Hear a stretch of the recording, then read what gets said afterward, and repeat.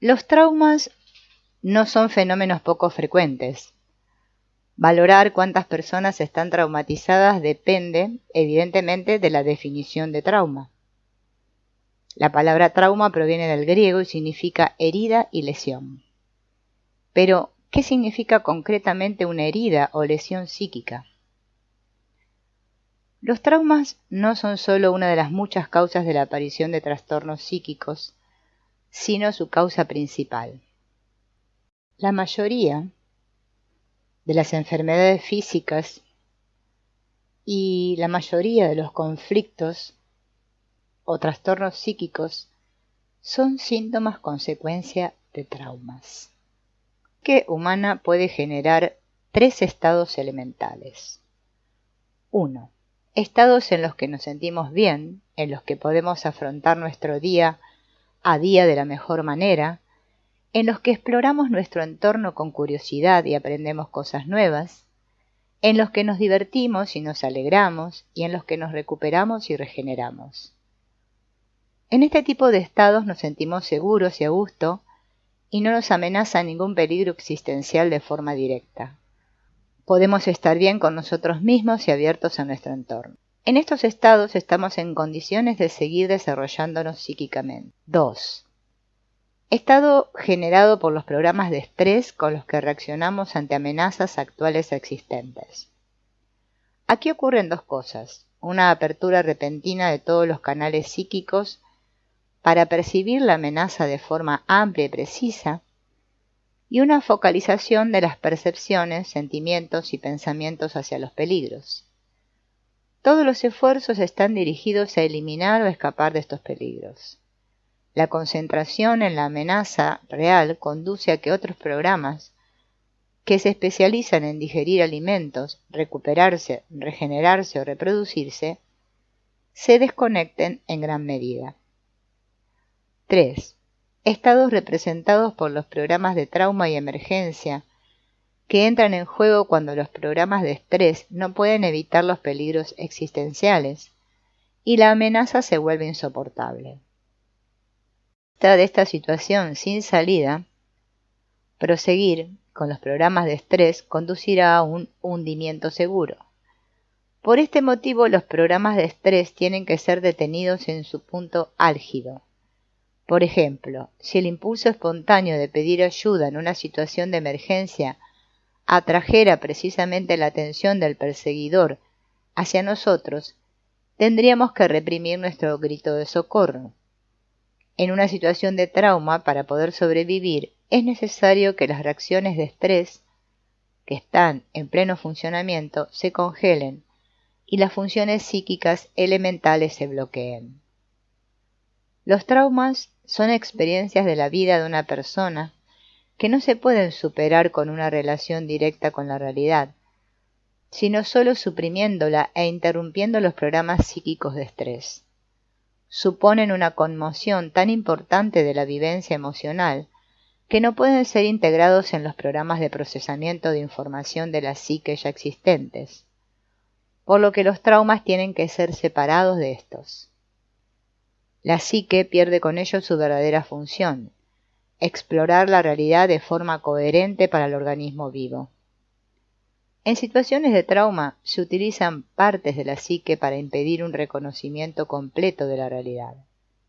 Tras un trauma, el organismo continúa viviendo con una visión reducida de la realidad, en la que solo puede mostrarse la información del entorno que evita la realidad del trauma, tanto como sea posible. Una psique sana puede cambiar rápida y correctamente entre estados de bienestar y de estrés. Los programas de estrés espabilan y enfocan las funciones psíquicas hacia la superación del peligro. Limitan los patrones de percepción, sentimiento y pensamiento durante el tiempo que amenace el peligro. Si se supera el peligro, se puede volver a cambiar a los programas psíquicos de bienestar y regeneración. En cambio, si una persona ya ha vivido una situación de trauma, en el futuro no cambiará solo entre los estados de bienestar y de estrés, sino también podrá caer en estados de trauma de forma recurrente. Los estados de trauma grabados en la red psicosomática representan un estrés continuo en segundo plano, que dificulta enormemente entrar en estados de bienestar que duren un tiempo. Estos distintos estados psíquicos significan, en relación con la realidad, que nuestra psique puede estar abierta a la realidad, curiosa, pero también correctamente delimitada, excesivamente despierta y limitada a secciones de la realidad que tienen que ver con peligros, ocupada en desconectar a nivel psíquico una realidad que le ha resultado abrumadora. En el caso de un trauma, los programas psíquicos están más ocupados en no reconocer la realidad que en comprender las realidades en toda su complejidad, su verdadero motivo de existencia. Algunas realidades no son soportables para nosotros, por lo que estos programas de emergencia existen expresamente para mantener la realidad lejos de nuestra percepción psíquica. Un problema relacionado con esto es que estos sucesos se almacenan en el sistema nervioso y en el cuerpo por debajo del umbral de la conciencia y por tanto en principio se pueden recordar. Los estados de sobreexcitación y de sobreexigencia almacenados a raíz de experiencias traumáticas no se desvanecen simplemente con el tiempo. En ese sentido, es necesario emplear capacidades psíquicas y energía de forma continua para contenerlas y mantenerlas lejos de la conciencia.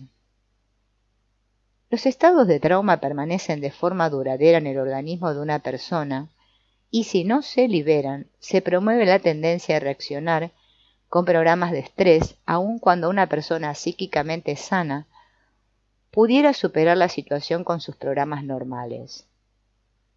Una persona traumatizada cae con mucha más facilidad y frecuencia en estados de estrés psíquico y tiene mucha más dificultad para volver a estados normales de bienestar que una persona que no haya tenido ninguna experiencia traumática. Una persona se traumatiza en una situación de peligro cuando todos los mecanismos y estrategias de procesamiento de estrés fallan en su función de escapar de la situación y el riesgo vital. Incluso aumenta y se siguen mostrando estas conductas de estrés. Esto significa que un trauma comienza con una situación de gran amenaza para la vida, la salud o la integridad psíquica de una persona. Puede significar su muerte física, emocional o social. La persona afectada responde con una reacción de estrés. El cuerpo está en disposición de acción y las capacidades físicas se concentran en el peligro que amenaza para escapar de él o neutralizarlo. Cuando esta persona nota en su estado de estrés que no puede eliminar el peligro con ninguna de sus acciones, las cuales al contrario incluso aumentan el riesgo de recibir daños, entra en un estado de conflicto altamente ambivalente y finalmente en una situación sin salida. No puede reaccionar ni dejar de reaccionar. Todo lo que haga es equivocado y amenaza su vida. Como llega al límite de sus posibilidades psíquicas y físicas, se crea una situación de desamparo e impotencia absolutos. Esto significa que la misma situación puede ser vivida de forma diferente por distintas personas, por lo que el hecho de que una situación sea traumatizante o no para un ser humano es relativo. Mientras uno no ve más posibilidades de actuación en una situación de amenaza, otro encuentra quizá una última vía de salvación. Por lo tanto, la vivencia de un trauma depende, entre otras cosas, de la edad, la experiencia vital, las habilidades y los conocimientos de la persona. Por eso, los bebés y los niños pequeños corren especialmente el peligro de ser traumatizados, ya que son muy vulnerables y sus posibilidades de defenderse o ayudarse a sí mismos son muy limitadas. Que una persona sobreviva a una situación de peligro mortal porque suspende todas sus actividades para escapar de ella, depende de las circunstancias externas y no de sí misma ni de sus acciones. Lo único que puede hacerse a nivel psíquico es desconectar rápidamente los programas de estrés. Para ello sirve reducir considerablemente la percepción, el pensamiento y la conciencia del yo, congelar todos los movimientos, las sensaciones y los sentimientos, la inmovilidad tónica e incluso reducir al mínimo el gasto energético del organismo. Con la desconexión de emergencia de los programas de estrés, al menos, se evita hacer algo que aumente el riesgo externo. Al mismo tiempo, se tiene que reducir el riesgo de morir por sobreexcitación emocional. Por regla general, la decisión de conectar el mecanismo de emergencia ante un trauma, lo mismo vale también para el arranque de los programas de estrés. No se toma conscientemente. Parece que ocurre a nivel subcortical y por ello no lo puede controlar la voluntad. Este es uno de los motivos por los que la conexión de los mecanismos de emergencia no se pueden anular voluntariamente. La situación sin salida que conduce a la desactivación de emergencia de los programas de estrés y a la activación de los programas de emergencia de trauma puede darse también cuando alguien presencia a una persona en una situación de peligro mortal en la que si fuera en su ayuda probablemente perdería la propia vida. Por eso se traumatizan, por ejemplo, los niños que ven cómo alguien hace sufrir intensamente a sus padres o a sus hermanos.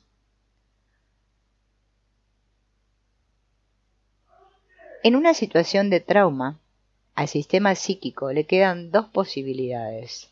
Una, apagarse por completo para evitar la amenaza de colapso por una nueva activación de las reacciones de estrés. 2.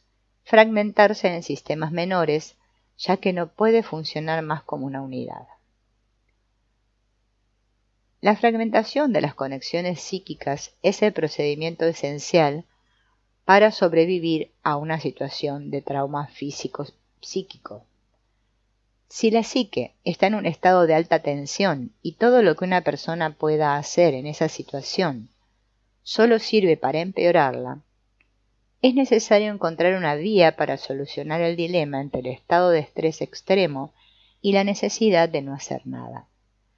Tiene que existir un mecanismo de emergencia al que recurrir en esas situaciones, para volver ineficaces a la alerta psíquica y a los programas de estrés relacionados con ella. En esos momentos se tiene que sacrificar la unidad de la psique.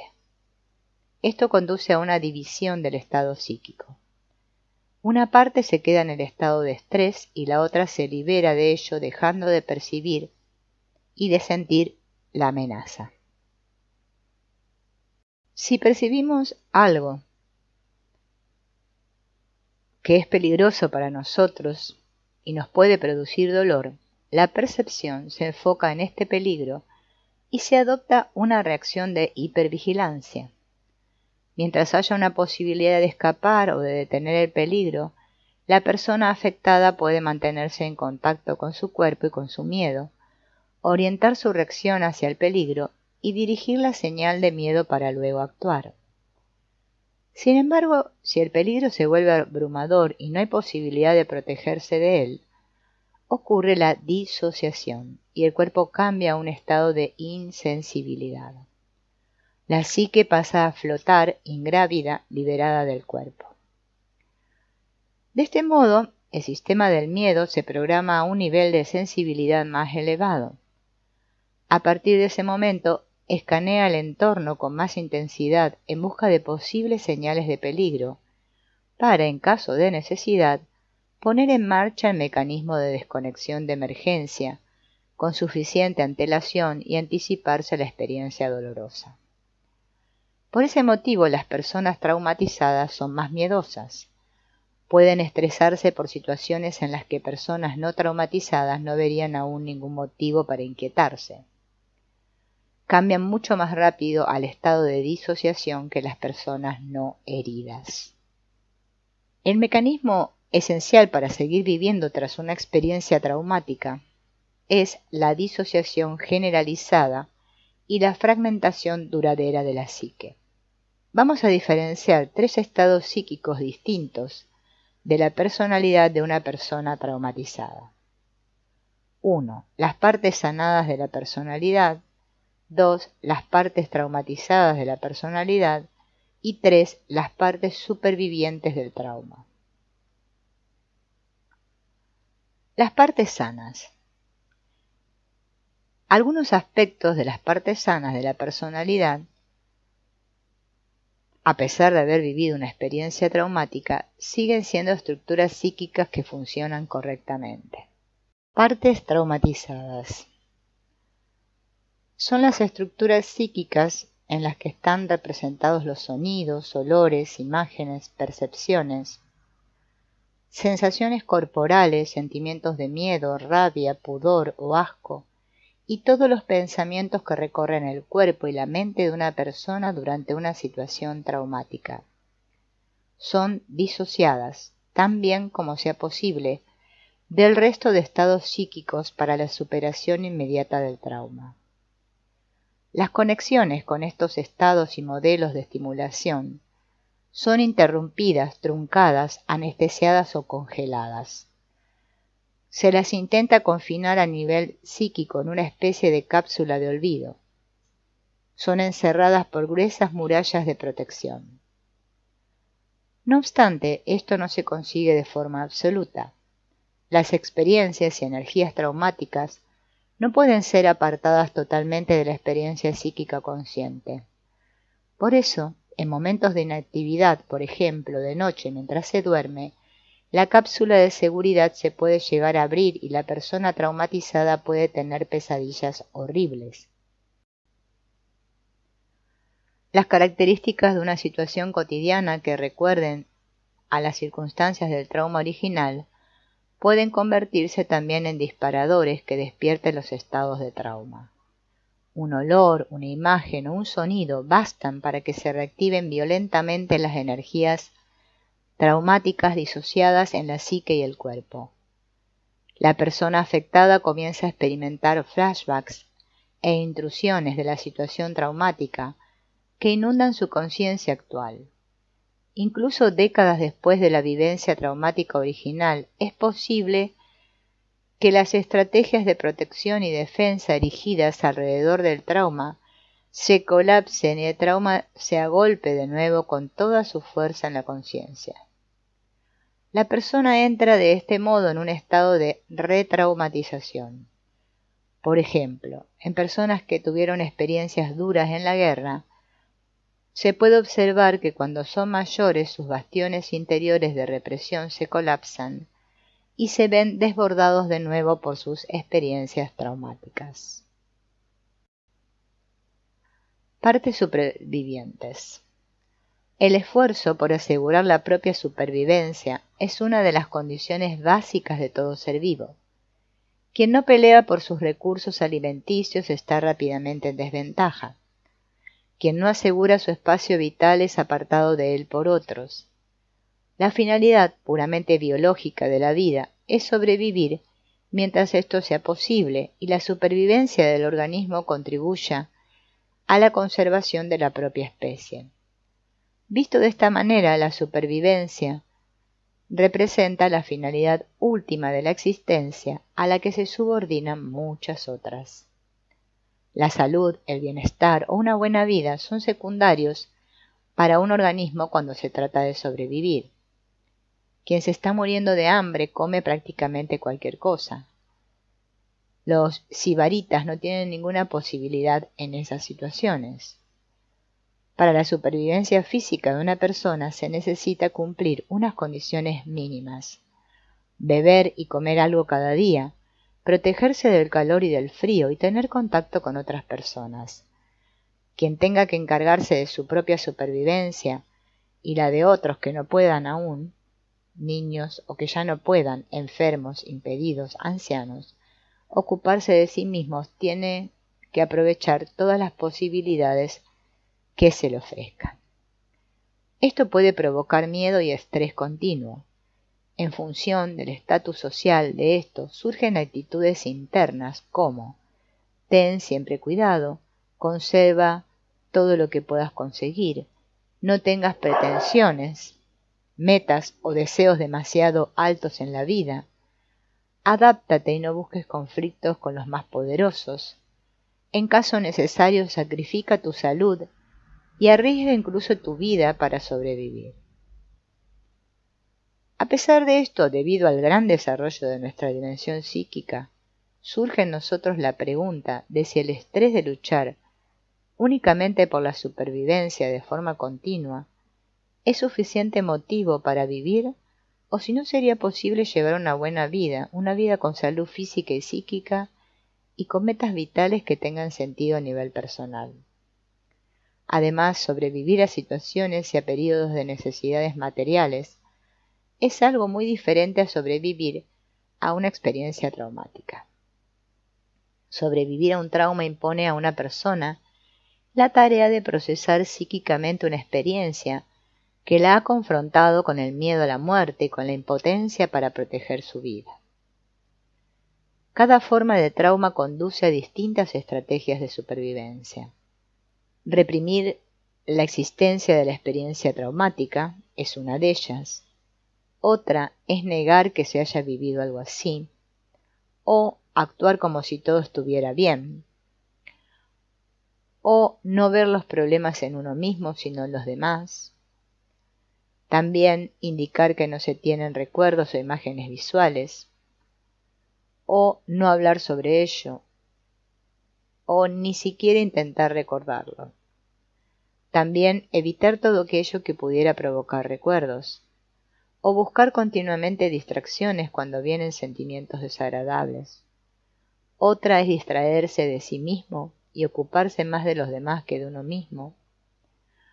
También intervenir en la vida de otras personas más de lo necesario para protegerse a sí mismo. O ignorar síntomas y no reconocerlos como consecuencias del trauma. O no ver en los síntomas las señales de alarma, sino el verdadero problema.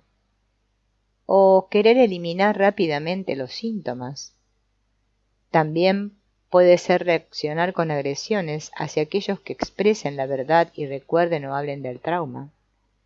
O buscar compensaciones externas a la falta de posibilidades de sentir felicidad y alegría.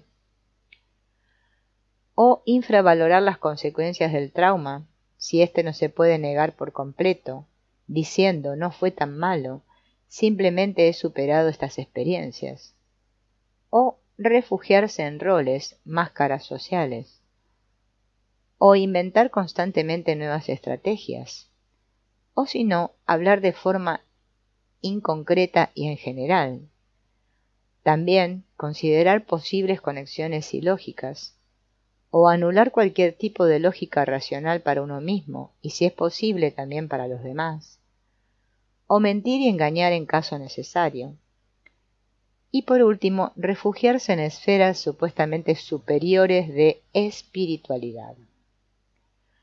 Las estrategias de supervivencia de trauma maniatan a la propia psique. No puede percibir, sentir ni pensar con el alcance que sería posible en realidad. En vez de esto hay programas de control en funcionamiento que desconectan las funciones psíquicas tan pronto existe la posibilidad de que éstas entren en contacto con las experiencias traumáticas. Básicamente hay que tener presente que las partes supervivientes no ven el problema en la fragmentación psíquica, a diferencia de un terapeuta de trauma que ve claramente cómo estas estrategias de supervivencia dañan al cliente.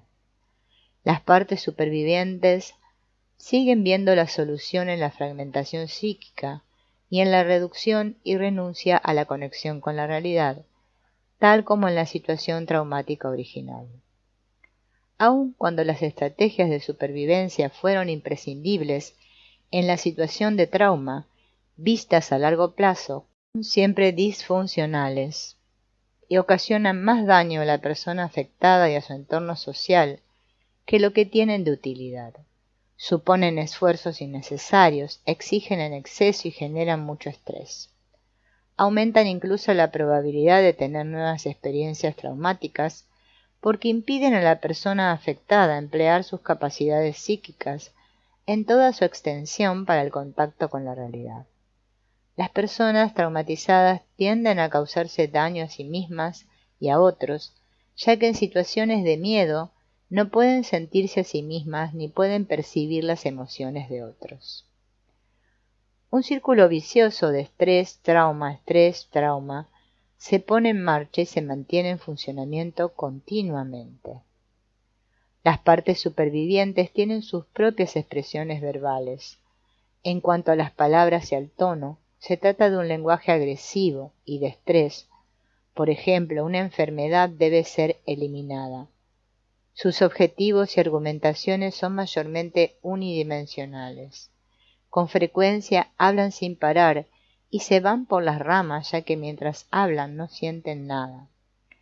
Evalúan mucho y moralizan. No diferencian conscientemente entre la realidad fuera de la conciencia y la realidad creada a través de la conciencia. Consideran que sus mundos de fantasía son la verdadera realidad y creen imperturbablemente en ello. Las estrategias de supervivencia representan el mayor obstáculo de una terapia. Impiden que una persona traumatizada entienda las causas de sus problemas y busque una ayuda psicoterapéutica adecuada, o sabotean durante una psicoterapia todos los esfuerzos por posibilitar la integración de las experiencias traumáticas del paciente. Cuando existe la posibilidad de trabajar la experiencia traumática en una terapia, las estrategias de supervivencia son defendidas con tenacidad. Por tanto, las estrategias de supervivencia conducen, en definitiva, a que el implicado se vea notablemente dañado a largo plazo por ellas y a que tarde o temprano suceda justamente aquello que más teme y de lo que ha querido huir con todos sus medios, la impotencia y el desamparo.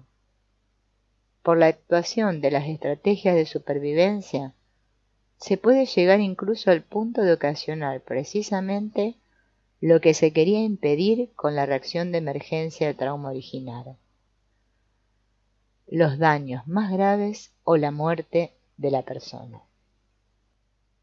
Podemos diferenciar qué tipos de amor y de sexualidad se basan en estructuras psíquicas sanas y cuáles en estrategias de supervivencia de trauma. El amor verdadero es el amor vivido, es un componente de una relación concreta. Se trata de amar y de ser amado. Se pueden diferenciar dos formas de relaciones amorosas: las relaciones de plenitud y las relaciones de carencia. En una relación de plenitud, cada uno de los implicados tiene tanto amor en sí mismo que con placer da algo de este al otro y acepta de buena gana el amor del otro. Regalar amor no se vive como desprenderse de algo raro y escaso que solo se da cuando se recibe algo valioso a cambio, sino como un impulso emocional que puede activar amor en otras personas igualmente. No hace falta evitar las expresiones de amor de otra persona, sino que se pueden aceptar porque el otro se toma en serio nuestras señales cuando ya hemos tenido suficiente. La propia necesidad de ser amado y de amar coincide con la necesidad de la otra persona, que también quiere amar y ser amada. De esta manera, una madre, por ejemplo, reconoce cuando su hijo ya ha tenido suficientes mimos, caricias y atenciones.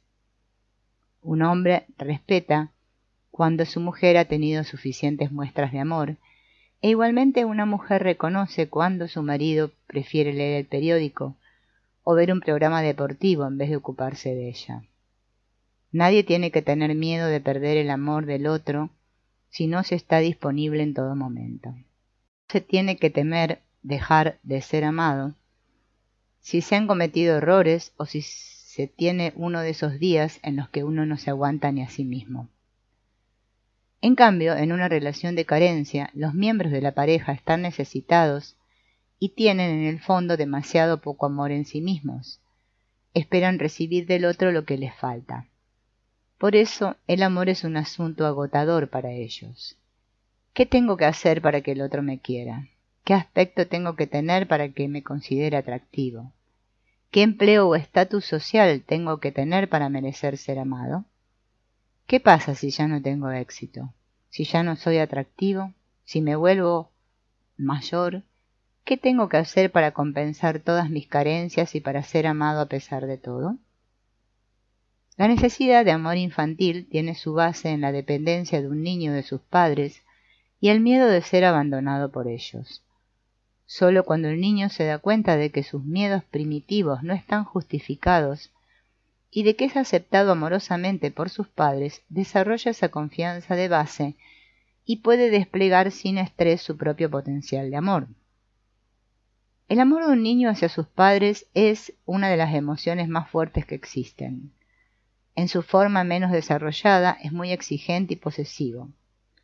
Sin embargo, si un niño recibe suficiente amor y no tiene que agotar sus fuerzas en sus actividades de amor, obtiene poco a poco una sensación clara de qué es una forma de amor cercana y qué no. El amor que no proviene de estructuras psíquicas sanas, sino de las partes supervivientes, se puede reconocer en: el otro me quiere poseer por completo, tengo que pertenecerle solo a él. Me vigila celosamente como si fuera un objeto de valor personal. Se me exige gratitud por el amor exigente que se me da. Por querer este amor tengo que subordinarme a otra persona y a sus intereses. La conservación de la relación es puesta en primer plano. Debe mantenerse aún cuando haya muchos motivos para romperla. El amor de las partes supervivientes es ciego a las necesidades de otras personas. Solo ve sus propias necesidades y miedos que nunca son satisfechos por completo. En el amor que supone una estrategia de supervivencia, la propia idea de amor es más importante que la realidad vivida y que las reacciones de la persona a la que va dirigido este amor. Un ejemplo extremo de esto es el acoso físico, en el que una persona se vuelve víctima de ataques de amor. Cuando viene de las partes supervivientes, el amor a los ausentes, muertos, parejas anteriores, es más importante que el amor a personas presentes, concretas, por ejemplo, niños o parejas vivas. Es importante poder diferenciar el amor real de las ilusiones de amor. Con frecuencia, las ilusiones de amor son más grandes cuanto menos amor real haya. Algunas personas se refugian en ilusiones de amor con otros porque las personas con las que están no despiertan realmente sus sentimientos de amor. Se puede dar el caso de que una mujer no haya elegido como pareja a un hombre al que quiere, y por basarse en la razón haya escogido a otro, y escenifique hacia el exterior un matrimonio armonioso, pero interiormente esté con sus fantasías eróticas con el primero. Los hijos de esta mujer estarían en peligro de enredarse simbióticamente con las ilusiones de amor de su madre y buscar en sus propias relaciones la pareja ideal que su madre en realidad deseaba. Tanto para el hombre, que es sustituto, como para el hijo, que es solo la segunda opción, es muy enfermizo, da rabia y desespera cuando la mujer niega esta realidad y afirma quererlos. En conjunto, las relaciones conducidas por las partes supervivientes se basan esencialmente en criterios de funcionalidad. Las personas que participan en relaciones desde sus estrategias de supervivencia tienen poca empatía consigo mismas y por ello poca facilidad para sentir a los demás. Los niños tienen que ser, en primer lugar, ordenados, aplicados y buenos. No tienen que avergonzar a sus padres y tienen que satisfacer el afán de notoriedad de estos. Una pareja o esposa tiene que ser responsable y representativa. Una mujer tiene que estar siempre disponible sexualmente cuando su marido tenga ganas. Un hombre tiene que ser responsable de las posesiones y conseguir el dinero para satisfacer las necesidades de estatus de su mujer. El amor y la sexualidad son fenómenos diferentes. Son dirigidos por procesos psíquicos y físicos distintos. Entran en juego diferentes hormonas y las necesidades psíquicas son otras. En los seres humanos, la sexualidad es también una fuerza motriz, es decir, el comportamiento sexual es menos dirigido por la voluntad consciente que por señales sexuales, sensaciones de placer y fantasías sexuales. Los hombres y las mujeres son dirigidos por impulsos sexuales, solo que de forma diferente en cada caso. A los hombres les basta en la mayoría de los casos con considerar atractivos los atributos sexuales de una mujer para que quieran tener un contacto sexual con ella. En primer lugar, piensan en la posibilidad del acto sexual y por lo general no mucho más que eso. Desde una perspectiva biológica, esto es también razonable. Los hombres contribuyen con el acto sexual a la reproducción, y lo que puede ocurrir después es, desde una perspectiva biológica, un tema de la mujer. Por eso, a la hora de seleccionar a sus hombres, las mujeres tienen que fijar otros criterios en vez de solo la atracción física. Generalmente comprueban también que el hombre considerado como posible pareja sexual estaría dispuesto y capacitado a atender en caso necesario a los hijos que pudieran surgir de los actos sexuales. Desde un punto de vista biológico, el fin de la sexualidad, tanto para los hombres como para las mujeres, es engendrar niños. No obstante, las obligaciones y las cargas de hacer crecer a la descendencia están repartidas de forma muy desigual. A raíz del hecho de que los niños se gestan en el vientre de la madre y después necesitan urgentemente su asistencia, la parte principal de las tareas de cuidado recae sobre las mujeres. Este hecho puede ser atenuado por circunstancias culturales, pero no obviado por completo. Es la base de la batalla de los sexos por un reparto justo de las cargas que conllevan la crianza de los hijos. Si se va más allá de la consideración evolutiva y biológica, y se observa con más detalle a nivel psicológico, se puede comprobar que una sexualidad que es percibida como agradable, tanto por hombres como por mujeres, proviene de un estado de bienestar. Hay sensaciones de placer y el contexto exterior es adecuado. Las dos personas están excitadas interiormente y están listas para el encuentro y la estimulación sexual. Hay una disposición a la cópula. El acto sexual es al mismo tiempo un acto de amor, la expresión de un cariño personal entre los implicados y puede promover aún más ese amor. Actos sexuales que son voluntarios y con consentimiento mutuo, el impulso sexual y los sentimientos de vínculo no entran en conflicto entre sí, sino que pueden estar presentes a la vez. En cambio, la sexualidad enfermiza y nociva es una consecuencia de estados de estrés y a menudo de traumas sufridos. Cuando practican sexo las personas que están traumatizadas y bajo estrés, no se fijan en su propio cuerpo ni en el de la otra persona con la que se satisfacen. Reprimen sus propios sentimientos y no consideran los de los demás. El orgasmo sirve para suavizar, a corto plazo, la gran tensión interior. Sin embargo, deja una sensación de vacío e insipidez a continuación. Estos sentimientos depresivos son, por otra parte, el motivo para buscar descargarse sexualmente otra vez, lo que genera un círculo vicioso que puede conducir a la adicción sexual. El acto sexual puede convertirse así en una experiencia traumática para una o para las dos personas implicadas. En la sexualidad practicada desde las partes supervivientes, la satisfacción sexual es a menudo unilateral, es decir, solo uno de los implicados la experimenta de una forma aproximadamente satisfactoria, mientras que el otro solo la sobrelleva. Esto puede ocurrir porque la persona es forzada con violencia o pagada por ello, lo que es el caso en las distintas formas de prostitución. La sexualidad, bajo los dictados de las partes supervivientes, exige una separación de los sentimientos de vínculo y de excitación sexual. Por tanto, el acto sexual tiene únicamente la característica de un desahogo físico y no conduce a una vinculación interpersonal. Por eso se evita el contacto visual directo con la pareja durante el acto sexual. El otro es percibido como un objeto sexual y no como una persona con sentimientos y necesidades.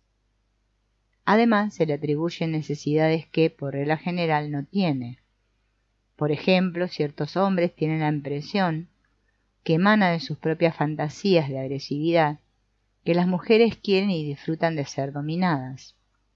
No son pocas las mujeres que abogan por la institución de la prostitución con el argumento de que los hombres la necesitan para satisfacer su sexualidad. A veces incluso se usa como argumento a favor de la prostitución que gracias a que existen burdeles, a los que pueden ir los hombres insatisfechos, los matrimonios duran más. Sin embargo, se obvia que en los burdeles trabajan generalmente mujeres que pasaron por experiencias de abuso sexual en su infancia, y para las que la venta de su cuerpo se ha convertido en parte de su estrategia de supervivencia al trauma. Este tipo de estrategias de supervivencia consiste, por ejemplo, en la ilusión de pensar que se puede ejercer control sobre el agresor, porque aparentemente éste depende de ella. Esta aprobación de prostitución tampoco tiene en cuenta lo traumatizados que están la mayoría de los hombres que van a los burdeles. La relación entre el trauma masculino y la prostitución se puede ver de forma muy clara en los soldados. Para los hombres traumatizados por la guerra, estar con una prostituta es el intento de distanciarse, al menos por unas horas, de las imágenes de guerra en su cabeza. El desarrollo de una identidad sana exige un análisis constante de uno mismo. Las partes supervivientes se parapetan, en cambio, detrás de roles, el de madre, padre, esposo, profesor, superior, médico, terapeuta. Esperan per se el respeto por su estatus y ejercen una presión. Como madre he hecho tanto por ti que ahora tú tienes. Yo como tu padre, como su médico le digo. En sus roles las personas traumatizadas no son accesibles como individuos. Se esconden tras la autoridad que corresponde a su rol social y se hacen rodear de personas que los ayudan a negar las realidades traumatizantes. Además, convierten sus problemas personales que resultan de sus esfuerzos por reprimir y negar en problemas generales, es decir, en problemas para otros. Implican a otros en sus estrategias de supervivencia al trauma. Puesto que dejar de lado y alejar de la conciencia las experiencias traumáticas es una característica de las estrategias de supervivencia, las personas traumatizadas no pueden encontrar su identidad en relación con sus propias necesidades y sentimientos. No buscan la definición de sí mismos en su propio interior, sino en el exterior. Asumen roles y clichés que encuentran en su entorno y se esconden tras distintas máscaras, según su edad. Los niños juegan a ser héroes y las niñas a ser hadas. La tendencia que existe a identificarse con colectivos más grandes o más pequeños a raíz de nuestras necesidades simbióticas y del deseo de pertenencia se intensifica enormemente por los traumas. Para las partes supervivientes, identificarse con la familia, el país, el Estado o algún tipo deportivo es a menudo la única posibilidad de definir la propia identidad. Ya que falta la base emocional propia, todos los roles que las personas aceptan con sus partes supervivientes son solo constructos arbitrarios a los que agarrarse según la ocasión, pero de los que podrían prescindir perfectamente.